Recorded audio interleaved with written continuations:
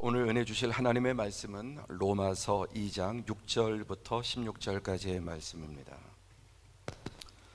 로마서 2장 6절부터 16절까지의 말씀을 한 절씩 교독하시겠습니다.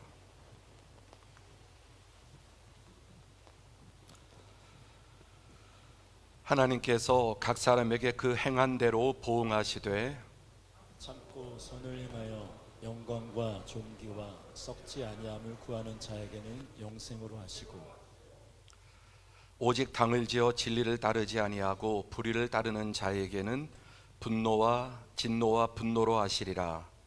악을 행하는 각 사람의 영에는 환난과 분고가 있으리니 먼저는 유대인에게요 그리고 헬라인에게며, 선을 행하는 각 사람에게는 영광과 존귀와 평강이 있으리니 먼저는 유대인에게요 그리고 헬라인에게라.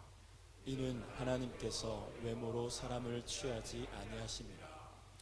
무릇 율법 없이 범죄한 자는 또한 율법 없이 망하고 무릇 율법이 있고 범죄한 자는 율법으로 말미암아 심판을 받으리라. 하나님 앞에서는 율법을 듣는 자가 의인이 아니요 오직 율법을 행하는 자라야 의롭다 하심을 얻으리니, 율법 없는 이방인이 본성으로 율법의 일을 행할 때에는 이 사람은 율법이 없어도 자기가 자기에게 율법이 되나니 이런 이들은 그 양심이 증거가 되어 그 생각들이 서로 혹은 고발하며 혹은 변명하여 그 마음에 새긴 율법의 행위를 나타내느니라. 다 함께 곧 나의 복음에 이른 바와 같이 하나님이 예수 그리스도로 말미암아 사람들의 은밀한 것을 심판하시는 그 날이라. 아멘.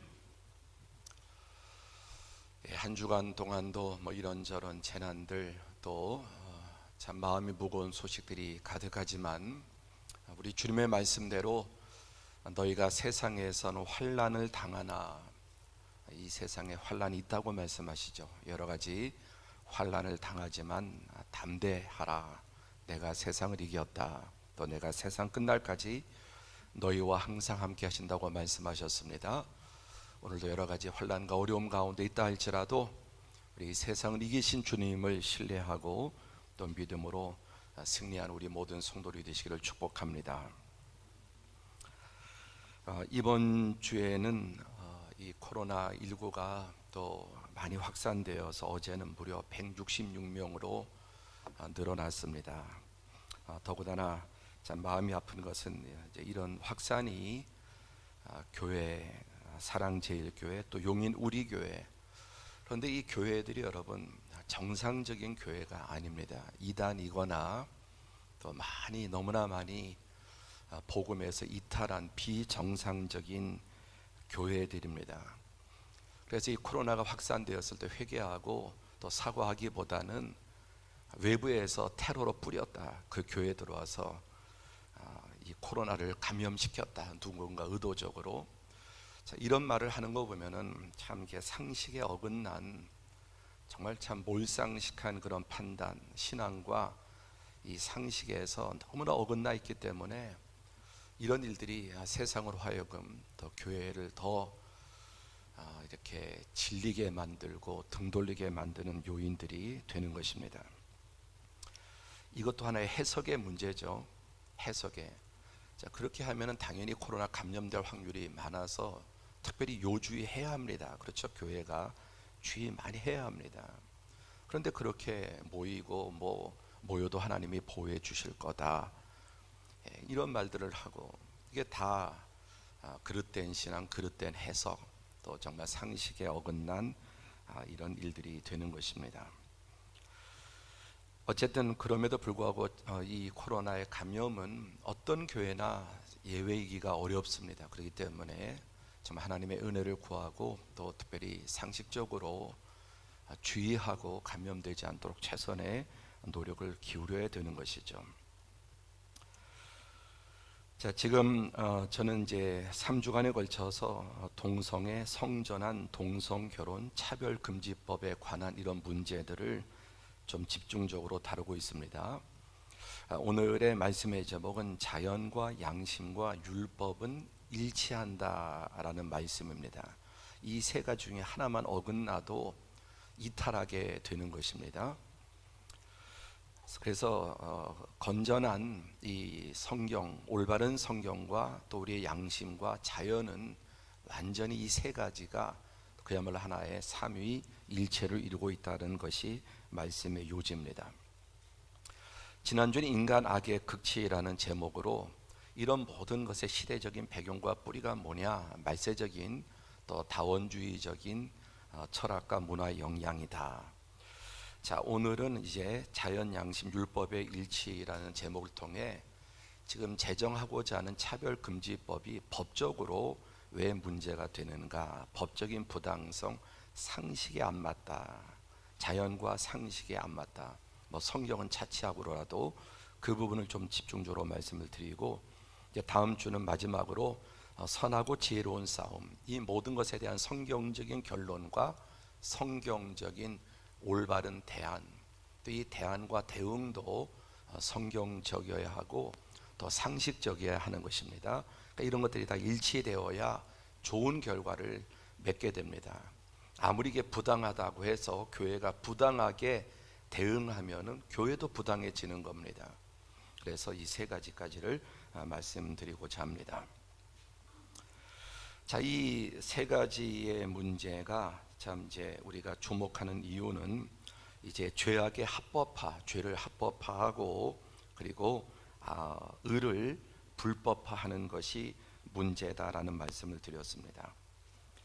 자, 이 지금 이제 이 말씀들을 보면은 여러분 성경에 사람을 차별해야 되지 않아야 된다고 하는 것은 상식이자 성경의 가장 강조된 요소죠. 특별히 우리 하나님은 고아와 과부의 하나님이라고 해서 사회적인 약자, 전혀 보장되지 않은 그 고대에도 하나님을 고아와 과부의 하나님이다, 약자들의 편에 서신 하나님임을 성경은 강조하고 있죠.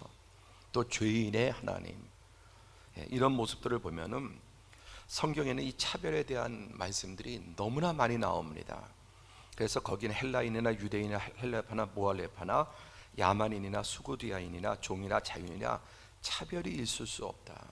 하나님 안에는 누구도 차별을 두지 않는다.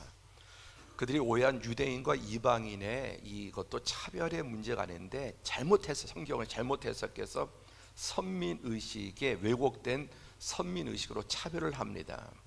그러나 이제 예수님께서 이 모든 것을 깨트리시죠. 또 야고보서 2장 9절에 너희가 만일 너희가 사람을 차별하여 대하면 죄를 짓는 것이다. 차별은 죄라고 말씀하고 있습니다. 그런데 이제 지금 현재 우리나라에 이제 이 차별 금지법, 개별적 차별 금지법 이제 시행에 따라서 이제 이렇게 포괄적 차별 금지법이 나온 것은 이미 우리나라에는 남녀 고용평등법, 또 차별금지법, 장애인 차별금지법, 고령자 고용법 등 이미 각 분야의 차별금지를 촘촘하게 이미 법적으로 규정되어 있습니다. 그래서 이런 종류의 차별은 더 깨야 되고 더 평등화시켜야 되는 것이 맞습니다. 지금 현행 법 규정에서도 이런 군 형법을 제외하고는 일반 법에서도 동성애를 처벌하지 않습니다. 동성 결혼했다고 처벌하지 않습니다. 법원에서 그것을 동성 결혼을 법적으로 인정하지 않지만 뭐 본인들이 같이 산다고 해서 처벌하지 않죠. 동성 어떤 성관계를 가졌다고 해서 처벌하지도 않습니다. 그런데 이제 이것을 넘어서 이 차별금지 법안은 성적 지향, 성별 정체성 이거를 집어넣기 위해서 지금 추진을 하고 있는 겁니다. 이 두 가지가 독소 요인이고 이 두 가지를 반대한다는 것입니다. 그래서 성적 지향, 성적 정체성 여기에 대해서 핵심은 자신이 이끌리는 이성, 동성 혹은 복수의 성 또는 젠더를 나타내고 어떤 종류의 성적인 관계를 가져도 그런 것들이 법적으로 또 보장이 되고 또 결국 어떤 형태로 결혼을 해도 법에서 그것을 정식 결혼 부부로 인정을 하는 길을 이제 열게 되는 것입니다. 그래서 이 문제 법안이 전체 23가지 차별을 금지한다고 나오는데 그 중에 21가지는 오케이. 그러나 성적 지향과 성별 정체성이 왜 문제가 되느냐? 예. 자, 헌법에는 양성평등, 즉 남성과 여성이 평등하다고 이미 헌법에 나와 있습니다. 그런데 이제 이렇게 모든 성들을 평등하다고 두면은 헌법도 바꿔야 돼서 양성이 아니라 모든 종류의 성, 이건 계속해서 더 많은 것들이 만들어질 수 있는 것입니다. 그러니까 위헌에 해당한다. 우리들은 법을 잘 모르죠. 법을 전공한 분이 아니면 저도 물론 마찬가지입니다. 그래서 제가 오늘 설교는 가장 법에 정통한 많은 그 학자들의 또 법관들이 이야기했지만 대표로 한 2가지, 또 제가 오늘 설교 이 자료들은 많은 그 전문 법조인들의 해석을 저도 잘 모르는 분야니까 그대로 이제 인용을 하는 것임을 말씀을 드립니다. 자, 발의된 법안의 2조 1호에서는 성별의 정의를 여성, 남성 그 외에 분류할 수 없는 성, 아까 양성 평등이 아니고 그 헌법에도 여성, 남성 그 외에 분류할 수 없는 성이라고 하는 것을 이제 집어넣어야 된다는 것입니다. 자, 그리고 2조 4호에 보면은 성적 지향이란 게 뭐냐? 법적인 용어가 동성애, 양성애 등을 규정하고 5호는 성별 정체성을 생물학이나 사회학이 아닌 자신의 인식하거나 표현하는 성을 말한다. 그러니까 타인이 인지하는 게 아니고 또 생물학이나 사회학, 저는 어떻습니까? 여러분이 보기에 남자죠? 혹시 제가 여성으로 보입니까? 저는 주민등록상이나 생물학적이나 사회적으로나 외관상 남자입니다. 그런데 내가 만약 나는 여성으로 느낀다, 그러면 여성으로 대우해 줘야 되는 겁니다. 그 말이에요. 생물학적으로 사회적으로 어떠한 모습을 띠고 있든지 남에게 어떻게 보이는지 나는 여자다 그러면 그걸 인정해 줘야 된다는 겁니다. 반대로 여성이 뭐 너무나 분명한 여성인데도 난 남성이야 이렇게라고 생각하면은 그렇게 인정을 해 줘야 된다고 하는 겁니다. 그러니까 자신이 인식하는 것과 타인이 인지하는 것이 불일치하는 상황을 보장해 주란 말입니다. 법적으로. 자, 그래서 결국 이렇게 이제 헌법에 2가지로 되어 있는 것을 지난주 보여드린 것처럼 이렇게 많은 성들을 다 이제 인정하고 또 이런 것들이 결혼으로 정식으로 합법적인 결혼으로 다 인정이 돼야 되는 것입니다. 자, 이 시간에는 한번 먼저 안창호 장로님이신데 대한민국 헌법재판관을 지내셨고 이분은 검사로 활동할 때 피해자들 또 소년수들이 발을 씻어주고 교도하는데 참 모범적인 법조계에서 참 신망이 두터운, 그러니까 대법관까지 되셨죠. 자, 이 안창호 대법관을 지내신 장로님의 지금 이 법이 왜 문제인지 약간 깁니다. 한 14분 인터뷰를 좀 들어보겠습니다. 네, 정말 먼저 만나뵙게 돼서 반갑습니다.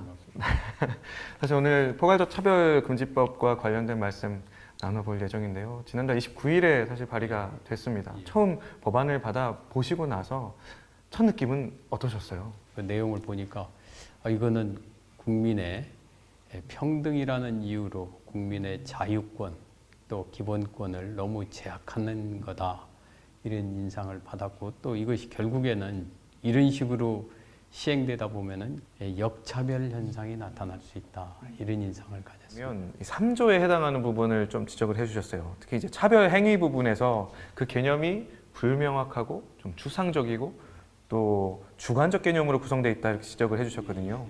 법을 시행함에 있어서 그 해당 개념이 보다 명확해지려면 어떤 좀 보완이 필요하다고 보시는지요? 지금 이게 이제 그 성감수성이라는 개념이 여기에 들어온 것 같은데요. 그런데 이 개념을 가지고서 하면은 지극히 주관적이고 이게 이제 개인적인 개념들이거든요. 예를 들어서 보통 사람이 그냥 자연스럽게 얘기한 것도 야, 이건 내 기분 나쁘다, 굴욕감 느꼈다, 혐오감 느꼈다, 이렇게 되면은 이게 이제 곧바로 어떻게 되냐면 성차별로 일단 가게 되는 거예요. 개인의 매우 주관적인 의사인 거예요. 주관적이고 또 이런 개념들이 사실은 굉장히 추상적이고요. 또 그 프란시스 후쿠야마 교수가 얘기할 때 이건 내적 자아와 관계되는 개념인데요. 이런 개념들은 굉장히 가변적이거든요. 언론을 통제한다든지 우리 교회에서 예배 보는 것을 통제한다든지 이런 개념으로 구성이 되어 있거든요.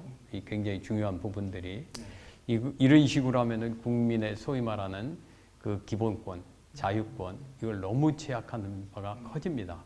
그렇기 때문에 우리 그 현재 많은 법들이 지금 제정이 돼 있잖아요. 예를 들어 장애인 차별금지법 같은 경우 장애인 그럼 구체적으로 장애인의 경우는 우리가 알잖아요. 어떻게 하는 것이 맞다. 그럼 국민들 합의에 의해서 오케이. 그것도 어느 범위까지 인정할 거냐. 차별 금지를 하더라도. 이건 합의에 의해서 결정돼야 되죠. 이렇게 뭉뚱거려 가지고서 법이 제정이 되면은 이건 국민의 자유권을 너무 침해하는 거고 특히 사적 영역을 이런 식으로 침범해서는 안 됩니다. 그렇기 때문에 미국 같은 데서 차별금지법을 일부 만들었다가도 계속 개정하고 막 법원의 판결이 왔다 갔다 하기도 하고 혼란스러움 이런 데서 빚어지는 거거든요. 그 개념이 조금 더 명확해지는 과정을 거쳤군요. 미국 같은 경우에도. 그렇죠. 지금도 아직까지 ING죠. 가장 이제 논란이 되고 있는 핵심 중에 하나가 표현의 자유가 위축될 수 있다는 점입니다. 어떤 영향을 좀 미칠 수 있다고 보시는지요? 지금 차별금지법에는 상대방으로 하여금 성적 굴욕감 또는 혐오감을 느끼게 하는 일체의 성적 언동, 또 성적 지향 등을 이유로 불리한 대우를 표시하거나 조장하는 광고 행위를 금지하고 있고요. 또 신문 기사, 광고, 방송 등을 제작, 공급, 이용하거나 인터넷, 소셜 미디어, 전기통신 등을 공급, 이용함에 있어서 예를 들어서 동성애라든지 이런 거 비판하는 거 잘못했다가는요 제재받습니다. 이제는 이런 식으로 하다 보면은 어떻게 되냐면은 이 소위 말해서 동성애를 긍정적으로 얘기하는 것은 보도가 다 되죠. 반면에 동성애나 성적 지향에 대해서 부정적인 얘기, 또 우리 크리스찬 같은 경우는 성경에 의해서 이 소위 말하는 성별 개념도 이 사람들은 이제 제3의 성까지도 지금 들어왔는데요. 이런 개념들에 대해서 비판한다든지 부정적인 얘기를 하면은 이 사람들은 곧바로 이제 진정을 내고 막 이렇게 하게 되는데요. 그리고 이것이 이제 그 이행강제금을 먹이고 또 그 당사자가 손해배상 청구하고 이런 식으로 하는 여러 가지 제재가 들어오게 되면은요. 긍정적인 얘기는 얘기가 되고요. 부정적이고 비판하는 얘기는 이것이 사장돼 버립니다. 근데 자유민주주의라고 하는 것은 소위 말해서 사상의 자유시장에서의 경쟁이거든요. 그러니까 사상의 자유시장에서 이것이 그 옳은 그러니까 긍정하는 얘기, 부정하는 얘기가 서로 경쟁을 해갖고서 무엇이 더 합리적이다. 그런 속에서 다수의 국민들이 합리적으로 생각하는 얘기들을 이제 채택하고 그런 속에서 이 민주사회가 긍정적으로 발전하는데 지금 이 차별금지법에 의하면 예를 들어서 동성애에 대해서 부정적인 얘기 이런 거는 차단시켜 버리니까요. 소위 말해서 사상의 자유시장에서의 자유경쟁을 포기해 버리는 겁니다. 그래서 표현의 자유에서는 굉장히 중요하게 우리가 이제 표현의 자유도 이제 나눠지고 있습니다. 예를 들어서 표현의 자유는 표현 방식에 있어서의 자유, 표현 내용에 있어서의 자유가 일단 나눠져요. 그런데 이제 표현 방식은 그래도 일단 좀 제약할 수 있지만은 표현 내용에 있어서는 아주 중요한 공익이 있기 전에는 원칙적으로 안 된다는 것이 헌법재판소의 판례입니다. 그리고 또 이제 헌법재판소는 거기까지 안 나갔습니다만은 표현 내용 중에서도 특히 방금 말씀드렸듯이 관점 차이에 의한 규제, 관점 차이에 의한 그 차별 이것에 대해서는 원칙적으로 해서는 안 된다고 되어 있습니다. 왜 그러냐면은 방금 말씀드렸듯이 사상의 자유시장에 있어서의 자유경쟁을 훼손시키는 거기 때문에 이건 민주주의 기본 원리, 표현의 자유의 원리에 이게 반하는 얘기가 돼버려요. 그렇기 때문에 특히 관점 차별에 의한 규제라든지 차별은 이것은 인정해서는 안 되는데 지금 이 차별금지법은 이것이 정면으로 못하게 하는 겁니다. 방금 말씀드렸듯이 동성애나 주체사상이나 이런 거에 대해서 이거 잘못됐다 얘기하면은 차별로 곧바로 지금 당사자가 진정하고 이에 대한 후속 제재가 따라올 수 있거든요. 그래서 이거는 표현의 자유에서 본질적인 내용을 침해할 수 있습니다. 언론에도 이제는 국가인권의법 때문에 그런지 동성애에 대해서 비판하는 기사를 제가 거의 못 봤어요. 지난번 어디입니까? 이태원 코로나 사태 같은 경우도 처음에 몇 군데 보도되다가 곧바로 다 자취를 감췄더라고요. 이제는 이 법이 들어오면은 제재까지 할 수 있고 당사자가 이제 손해배상 청구를 할 수 있습니다. 그리고 경우에 따라서는 이 법의 시행으로 인해 갖고 명예훼손으로도 처벌받을 수 있어요. 표현의 자유나 종교의 자유가 제한되거나 사라지는 게 아니다라는 주장도 또 나오고 있거든요. 이 지점에 대해서는 어떻게 생각하세요? 그거 말도 안 됩니다. 일단 법 자체가 이 사람들이 교회에서 워낙 반대를 하니까 제재에 대해서는 상당히 좀 축소를 시켜놨어요. 그렇지만 법 자체가 그거는 금지시키고 있습니다. 그리고 분명히 인권이나 앞으로 이런 부분에서 권고사항이 나올 겁니다. 예? 이 사람들이 몇 년마다 해갖고서 나오는데요. 권고사항 안 할 수가 없을 거예요. 이 법을 만든 이유가 그런 것 때문에 하는 거거든요. 지금 이행강제금이라든지 배상금에 대한 논란도 굉장히 많이 나오거든요. 성소수자를 지적하는 언행이 있었더라도 즉각적으로 처벌받는 게 아니라 진정을 제기한 차별 피해자에게 인사상목 불이익이 주어질 때에만 이게 적용되기 때문에 문제될 게 없다, 이런 주장이 또 나오고 있어요. 어떻게 보시나요? 지금 이제 법은 그렇게 돼 있어요, 우선. 그런데 이제 형사 처벌은 방금 말씀드린 대로 거기에 대한 불이익할 경우에 처벌하도록 돼 있어요. 그렇지만 민사 소송을 제기한다든지 또는 당사자가 진정을 내면은 그 다음에 곧바로 이행강제금은 시정명령을 내리고 안 지키면 이행강제금은 곧바로 나올 수 있습니다. 그리고 이행강제금이라는 것이 3천만 원 이하거든요. 그렇게 하면은 3천만 원 벌금 100만 원 이런 것보다 3천만 원이면 훨씬 큰 거예요. 그리고 이거는 이행강제금이라는 것은 계속해서 부과할 수 있다고 했습니다. 이 법 자체가. 그냥 한두 번 하고서 끝나는 소위 말하는 그게 아니라요. 하는 쪽쪽 이 사람들이 이행강제금을 부과할 수 있습니다. 일각에서 적용되지 않기 때문에 문제 없다라고 하는 부분이 얼마든지 적용 가능한 것이다. 말도 안 돼요. 이제 이행강제금 정부에서 할 수 있을 뿐만 아니라 이 손해배상 청구하고 또 배상액 산정에 있어서 2배 내지 5배에 이르는 징벌적 배상을 하도록 돼 있거든요. 그런데 그 입증 책임을 누가 하냐면은 당사자는 주장만 하면 됩니다. 나 지금 차별대우 받았어. 그러면은 상대방이 내가 이거 아니다. 나 그런 말 한 적이 없다. 또 내 취지는 그게 아니다. 다른 정당한 이유 같은 걸 다 본인이 입증해야 돼요. 원래 손해배상 청구는요. 청구하는 당사자가 청구해야 됩니다. 입증을 해야 됩니다. 내가 저 사람이 어떻게 해갖고 내가 어떤 손해를 받았고 그거에 대해서 어떤 피해가 얼만큼 됐다. 이런 거를 내가 입증을 해야 돼요. 피해자가. 근데 이건 거꾸로 나는 주장만 하면 되는 거예요. 피해자가. 난 이 사람이 얘기를 해가지고 나 지금 굴욕감 느끼고 모욕감 느꼈어. 그렇게 하면은 그게 아니다라는 거를 상대방이 다 입증해야 돼요. 그걸 벗어나려면은. 이런 등등에 대해서 만약에 필요하다면 우리 지금 장애인 차별금지법에 대해 누가 시비를 겁니까? 아니거든요. 그거는 국민들이 누구라도 장애인들은 우리가 보호해야 된다. 이런 컨센서스가 있으니까 오케이 해라 이렇게 되는 거거든요. 교육기관, 교육시설을 운영해 왔습니다. 기독교 사회복지시설에서 노동자를 채용할 때 이거는 이제 그야말로 인사권, 채용의 영역이거든요. 아까 말씀드린 그 4가지 영역에 포함이 됩니다. 또 다른 종교를 가졌다는 이유로 그 채용에 영향을 미칠 수 있는지, 기독교 기관에서 비기독교인 용역을 채용하지 않는 것에 대한 정당성을 어떻게 또 거부당할 수 있는지, 이 점도 문제가 될 수 있고요. 미션스쿨이나 신학교에서 비기독교인이라 성소수자라는 이유로 학생을 다르게 대우할 수 있는 것이 정당화될 수 있는가에 대한 문제로도 더욱더 심각해질 수 있을 것이라고 봅니다. 어떤가요? 더 나아가면서 어떤 문제가 있냐면요. 교회로부터 조금 떨어진 이런 사회 시설 이런 거는 말할 필요도 없고 하물며 교회도 그렇습니다.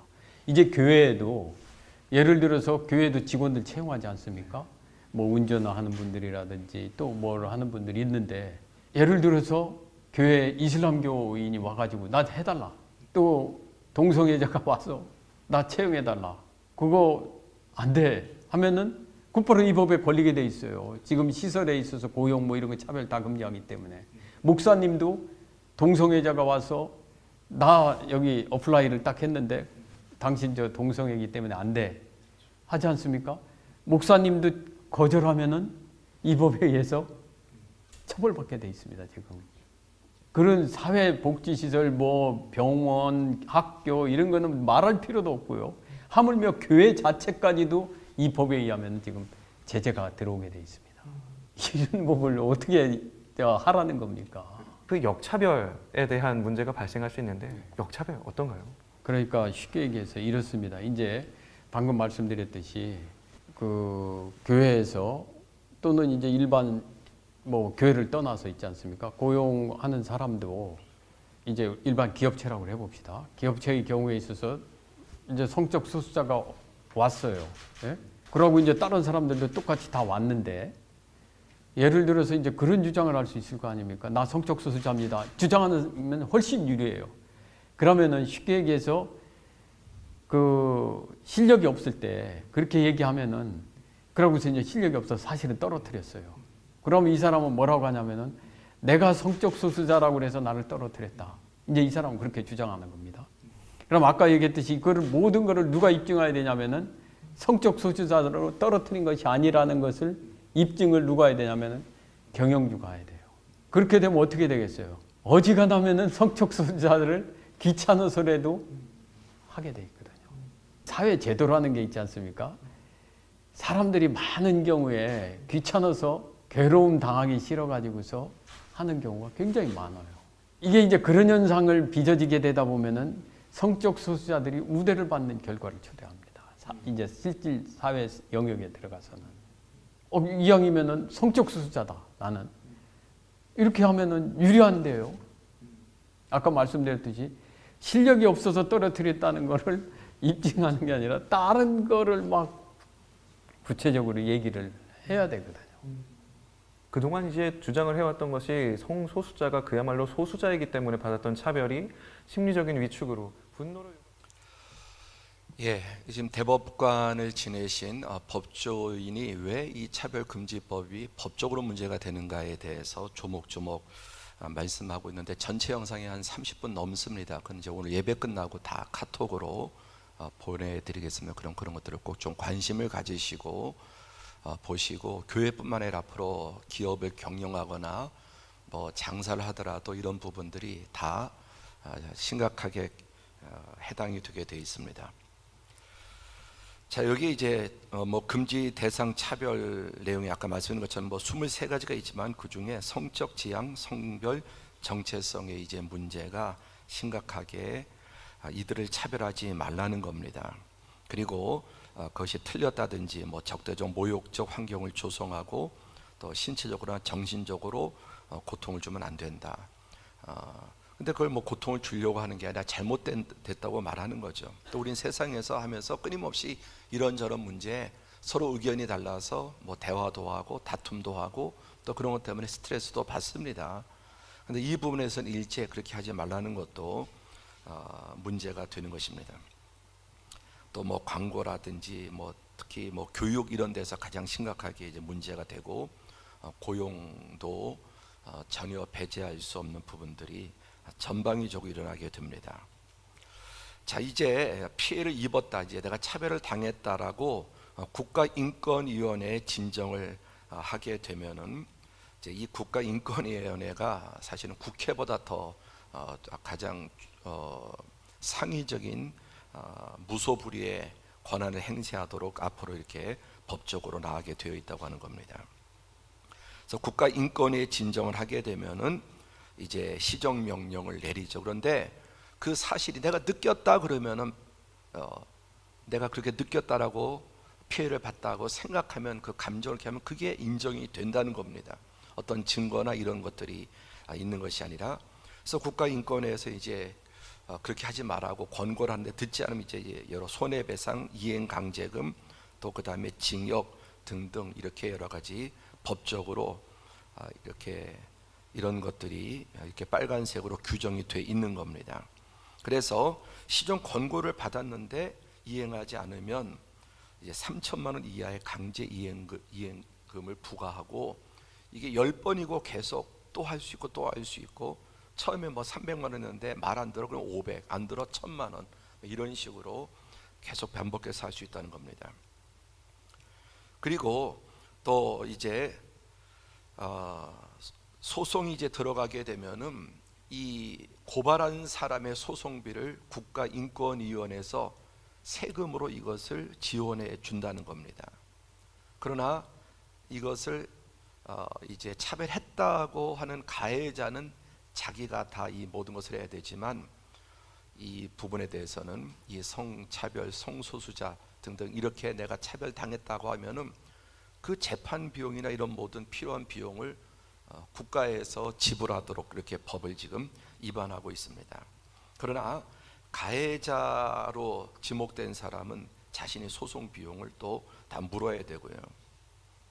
그 다음에 여기에 이제 또 징벌적 배상금은 뭐 3천만 원이 이제 나왔다면 거기 한 5배까지 3, 50원 1억 5천만 원까지의 또 징벌적 배상금을 부과할 수 있다고 하는 거죠. 자, 그 다음에 중요한 것은 이 피해자가 내가 피해를 받았다고 주장하면은 그걸 자기가 증명해야 되는데, 놀랍게도 가해자가 나는 그러지 않았다라는 걸 증명해야 된다는 겁니다. 무슨 얘기냐면은 보통 모든 형사 재판에서는 피고의 죄는 검사가 규명을 하죠. 검사가 조사해서 조속금이고 또 구형을 합니다. 예. 그런데 여기에서는 내가 죄가 없다는 것을 자신이 입증을 해야 되는 겁니다. 그러니까 이 자체가 형벌이란, 이 자체가 벌써 이 과정이 뭐 사업하고 뭐 목회하고 예를 들어서 그러면서 그걸 법적으로 어떻게 다 변호사 또 사야 되겠고, 그래서 차별하지 않았다는 증명을 피해자가 하는 게 아니라 가해자라고 지목된 사람이 해야 된다. 이런 것들도 헌법상에 말이 안 되는 법이라는 것입니다. 또 뭐 전국 동성애 연합 이렇게 이런 사람들이 집단적으로 만약에 제 소유를 가지고 소송을 하게 되면은 1인당 100만 원씩 1000명이 했다, 10,000명이 했다, 집단 소송 있지 않습니까? 이거 걸리게 되면 어떻게 됩니까? 그냥 파산하게 되는 겁니다. 그래서 일평생의 재산, 자유, 생명 이런 것들이 다 빼앗길 수 있는 충분히 이런 가능성들이 열려 있다는 겁니다. 특히 이제 학교에서 이미 교과서에서, 또 오늘 영상을 보내드리겠습니다만은 교과서에 보면은 이미 이런 것들을 가르치고 있습니다. 법이 아직 규정이 안 됨에도 불구하고, 그리고 잘못됐다고 가르치면은 당연히 처벌을 받게 되고, 여기에 나온 이런 여러 종류의 처벌을 교사들도 학교에서도 받게 되고, 문제는 기독교 학교라고 해서 예외가 될 수 없죠. 우리 지금 교회 어린이집을 운영하지만 신앙교육 일체 못합니다. 못하게 돼 있어요. 교회 안에 있는, 원래 그게 목적으로 세워졌는데 교회 안에 있으면서도 찬송가나 성경 교육을, 종교 교육을 못하게 돼 있습니다. 그러니 일반 학교는 뭐 말도 못하죠. 이런 법이 이제 차별금지법이 제정되면 앞으로 어떻게 했습니까? 그런 법이 없는데도 지금 이미 이렇게 하고 있는데요.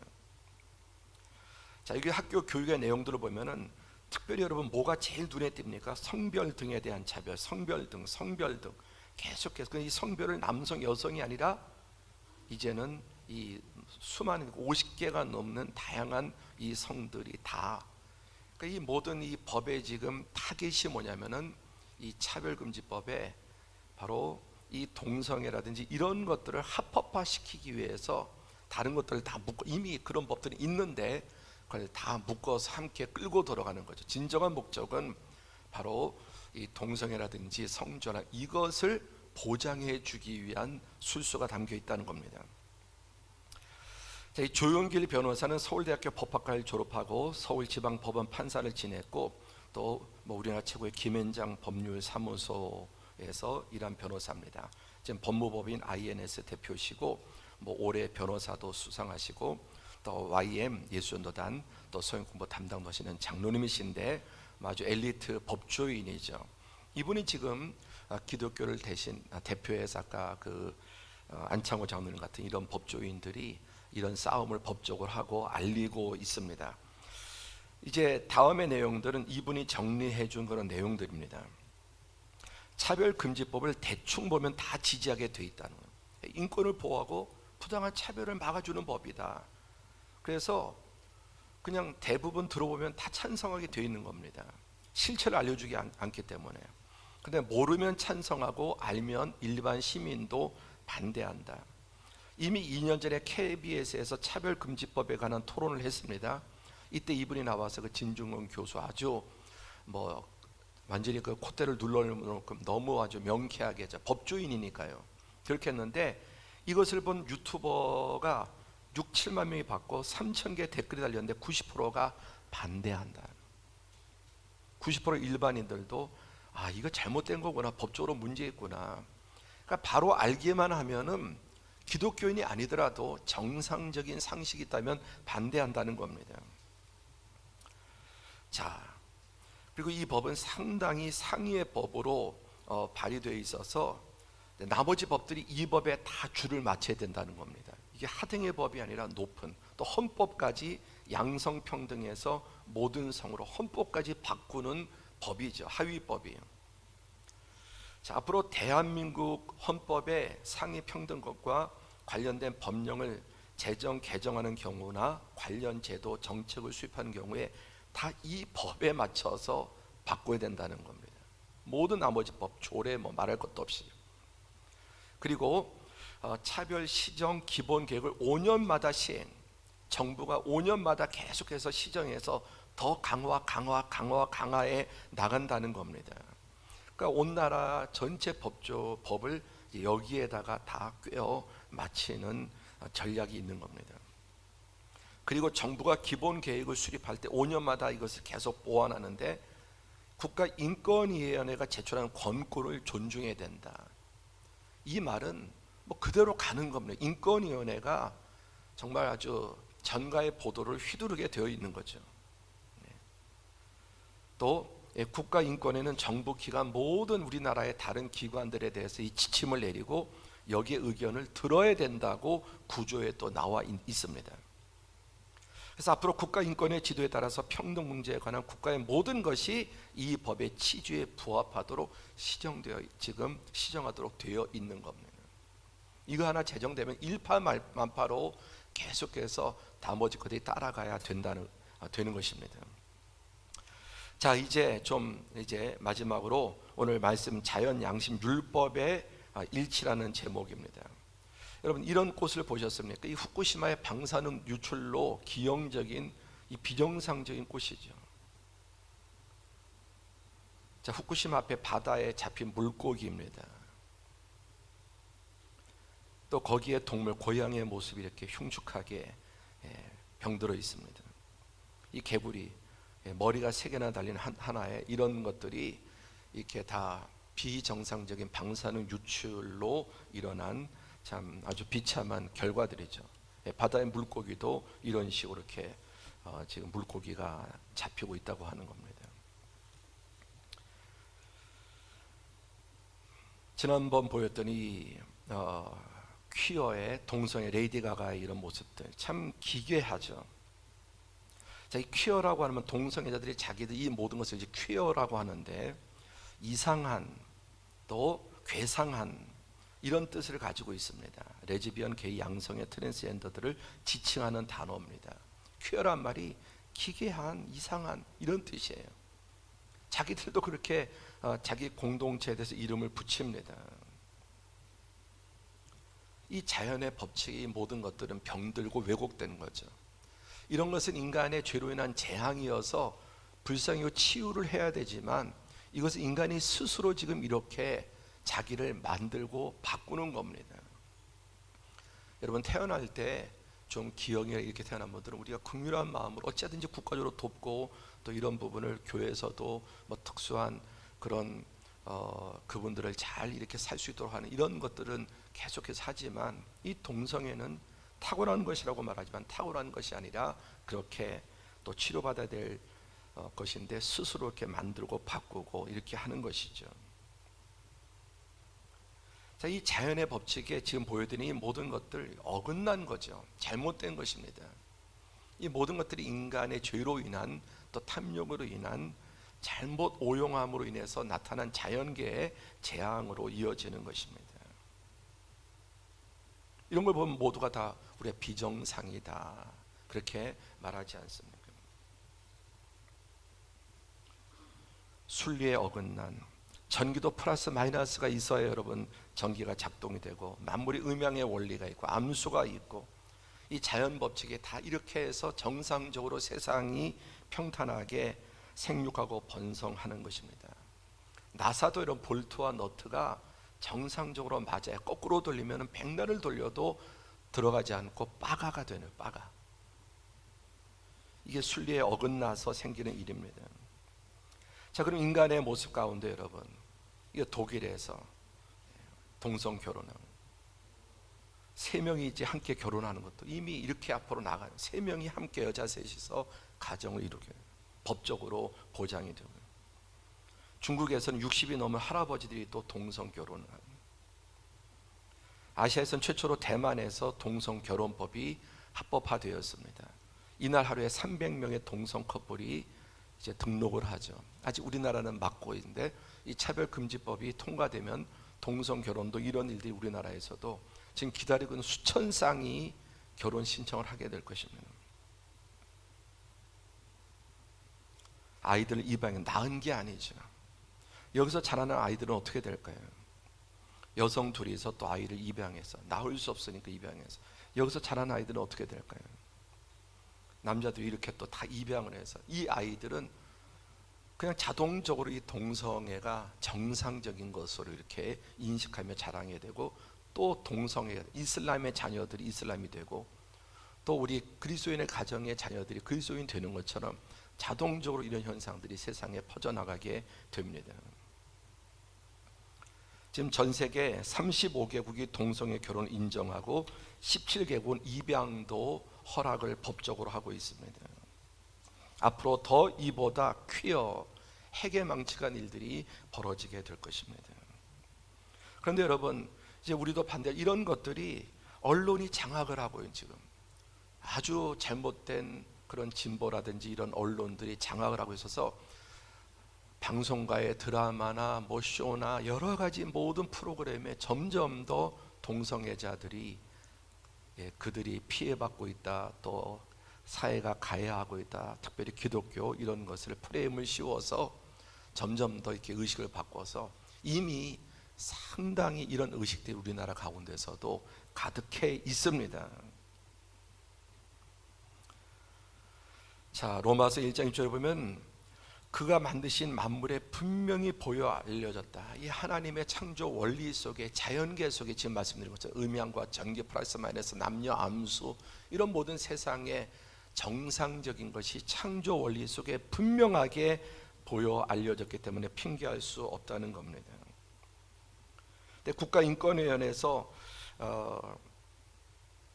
통계 조사를 해보니까 국민의 88.5%가 차별금지법을 제정을 했습니다.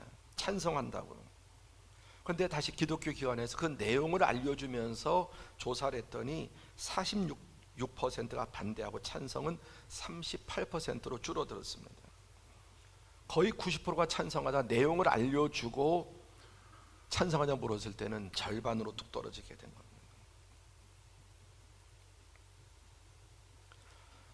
양심 두 번째, 인간 본성의 법칙을 보면은 오늘 율법으로 율법 없이 범죄한 자는 또한 율법 없이 망한다. 14절에 율법 없는 이방인이 본성으로 율법의 일을 행할 때 이 사람은 율법이 없어도 자기가 자기에게 율법이 되나니 이런 이들은 그 양심이 증거가 돼요.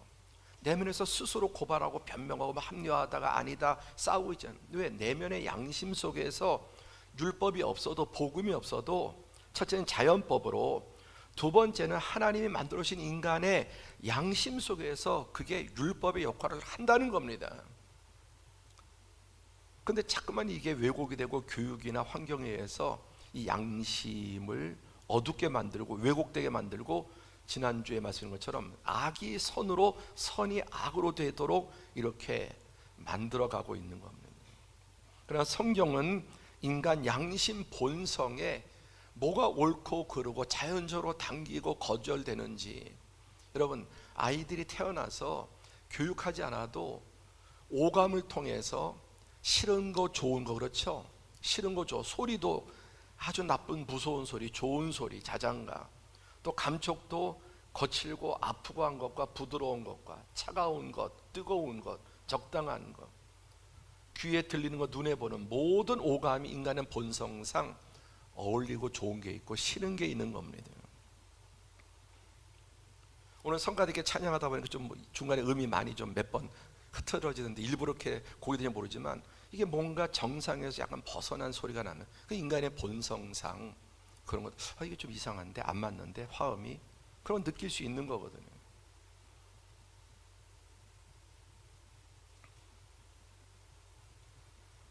그래서 자연계의 법칙도 그렇고 인간의 양심도 선량한 양심은 건강한 양심 그렇다. 세 번째, 마지막으로 율법, 하나님의 계시의 법칙도 일치합니다.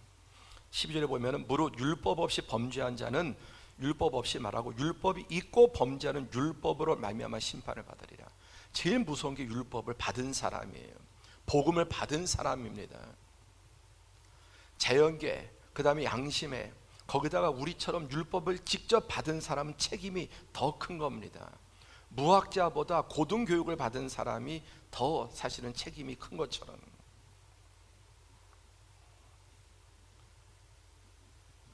그래서 하나님께서 이 세 가지 기준을 적용하시는데, 자연법, 양심법, 이거 예수 안 믿어도 어떤 종교를 가져도 이것은 마지막 세 번째 최종적으로 율법, 복음을 통해서 말씀하신다는 겁니다.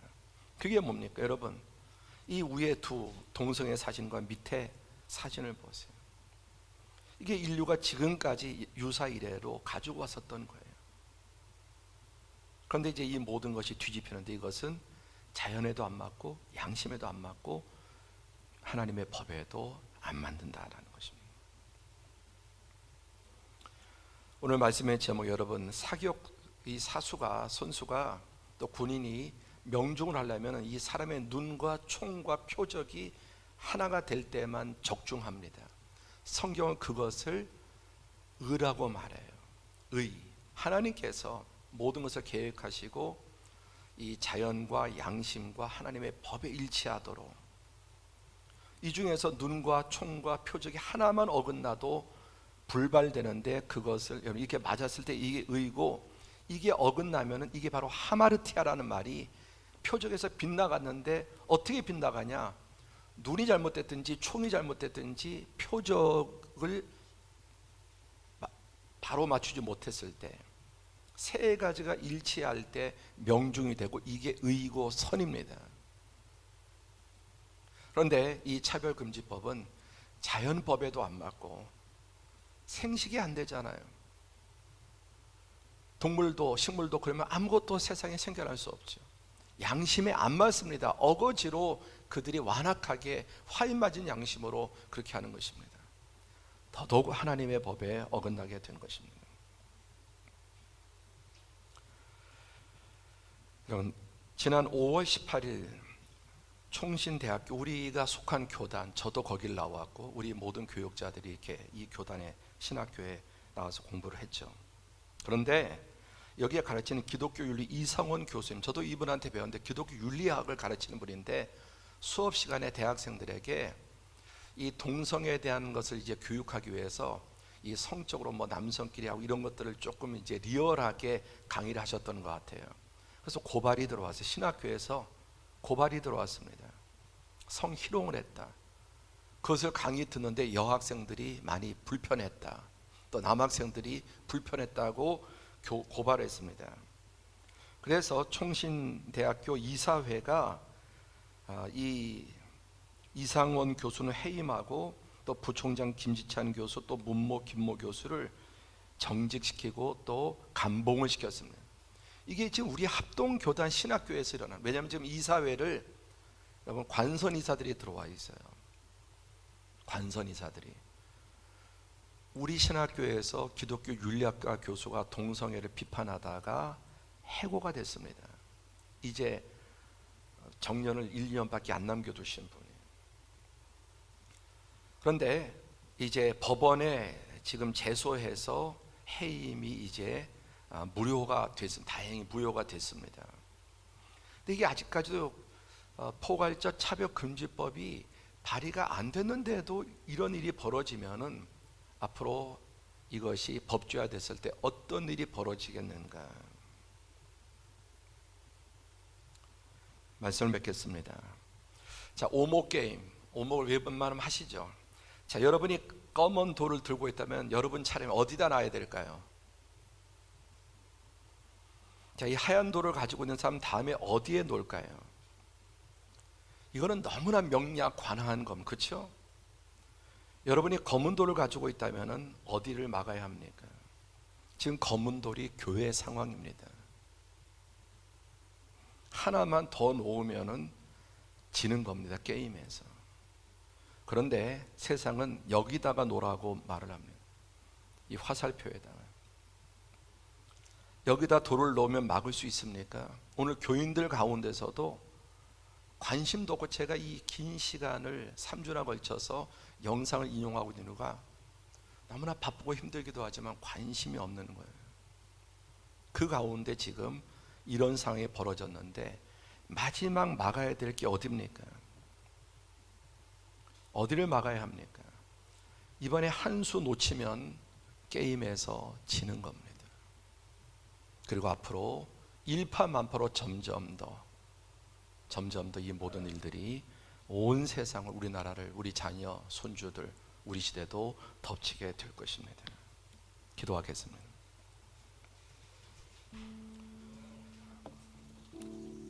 오늘은 특별히 이 차별금지법, 이것은 결국은 동성애, 성전환, 양성애 등등 비정상적인 자연에도 어긋나고 인간 양심에도 어긋나고 하나님의 법에도 어긋나는 이 법 제정을 벌써 국회에서 3차례나 시도했고 우리 교회의 저주로 막아냈습니다. 이번엔 반드시 이것을 통과시키겠다고 합니다. 그리고 여당이 180석을 가지고 있고 우호적입니다. 여기에 대해서 한 수 더 놓으면 반대로 교회가 막지 못하면 게임에서 지게 되고, 이것은 앞으로 우리의 생활과 교육과 신앙에, 이 사회에 점점 더 소돔과 고모라를 의로 만드는, 악을 의로 만드는 일들을 우리가 허용하는 것입니다. 사랑하는 성도 여러분, 하나님 말씀과 자연과 우리의 양심은 일치합니다. 사랑제일교회 같은 문제가 왜 문제가 되느냐? 성경 해석도 틀렸고 자연 법에도 안 맞고 양심에도 안 맞습니다. 그런 일을 저지르니 이런 대형 사고가 터져 교회가 이 세상에 적대시되고, 이런 것 때문에 동성애자들이 힘을 받는 이유가 바로 이런 교회 헛발질에 있습니다. 교회가 이런 식으로 보수가 잘못 가기 때문에 이런 것이 다 맞물려서 세상의 교회를 대적하고 동성애자들을 자기들도 다 알지만 시민의식으로 교회가 싫어서 그들이 정말 핍박받는 줄로 그들을 보호하고 지지하는 경우가 많이 있습니다. 지난 국회의원 선거에서 대패한 이유가 여러분, 이런 극렬 보수적인 교회, 잘못된 교회들의 역할이 큽니다. 정신 차려야 합니다. 이제 다음 주에는 성경적인 대안과 또 방안에 대해서 말씀드리려고 합니다. 가장 중요한 것은 회개하고 기도하는 것입니다. 주님, 무관심하고 빛과 소금 되지 못해서 교회가 이런 법제화를 또 그릇되게 지금까지 잘못 대응했기 때문에 오히려 더 힘을 실어준 결과가 됐습니다. 저는 분명히 그렇게 해석합니다. 이런 일을 교회가 오히려 도왔다, 막는다고 하면서 우리의 잘못된 또 자녀들을 교육하고 세상에 민낯로 가면서도 그리스도로 바로서지 못했던 것들이 이런 다 배경이 되고 있습니다. 회개하고 하나님 긍휼을 베풀어 주셔서 우리 시대 우리 자녀손들이 소돔과 고모라에 살지 않도록, 롯과 같은 그런 삶을 살지 않도록 주여 은혜 베풀어 주옵소서. 함께 통성으로 기도하시겠습니다. 걸어가시고 자비로우신 아버지 하나님,